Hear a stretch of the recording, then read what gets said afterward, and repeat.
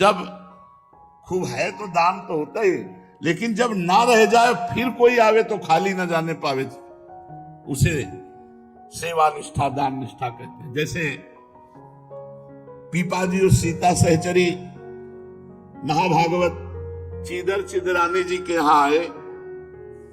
चीदर जी ने चिदरानी जी से कहा अपनी पत्नी से कि बहुत बड़े महाभागवत आए हैं।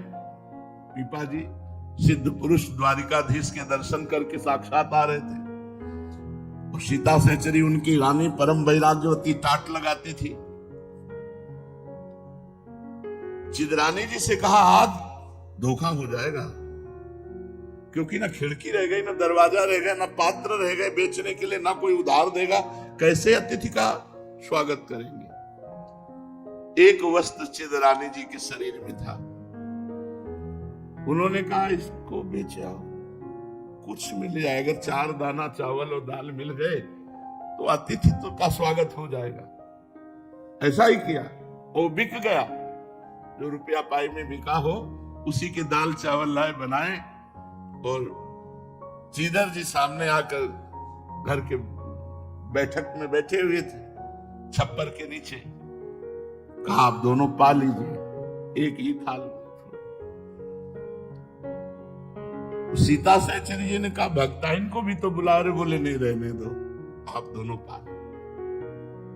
दरवाजा देख के ही समझ गई थी कि दरवाजे में केवल दरवाजे के पल्ले तो है नहीं, क्योंकि वो भी बिक चुके हैं। सीता सहचरी जी अंदर उठ के गई तो केवल मिट्टी के पात्र में बनाया था, और वो दिगंबर बैठी थी, निर्वस्त्र, शरीर में वस्त्र ही नहीं था। समझ गई तो रानी थी, समझ गई कि हमें जो चावल दाल मिला है वो इनके शरीर के वस्त्र बेचने से ही मिला है, क्योंकि यहाँ कुछ है नहीं। तब उन्होंने कहा भक्तानी जी आप निर्वस्त्र कैसे बैठे? तो नशे में थी भगवान के चिंतन में। बड़े अकिंचन महाभागवत चीदर चिदरानी। गुरु ने नेत्र घुमाया और कहा सुना था द्वारिकाधीश के दर्शन करके आ रही हो, तो हृदय में उत्साह था जब हम आपसे मिलेंगी तो भगवान द्वारिकाधीश की चर्चा चलाओगी। क्या इस नाशवान शरीर की चर्चा चलाई? ये नंगा ही पैदा हुआ था और भस्म हो जाएगा, बीच में नंगा है तो क्या फर्क पड़ा?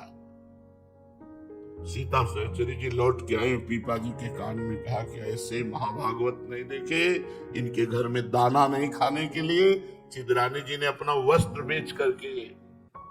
इसे कहते हैं सेवा निष्ठा दान निष्ठा, कि अगर जरूरत पड़े तो हम अपने आप को बेच करके भी दूसरों को, परहित सरिस धर्म नहीं भाई।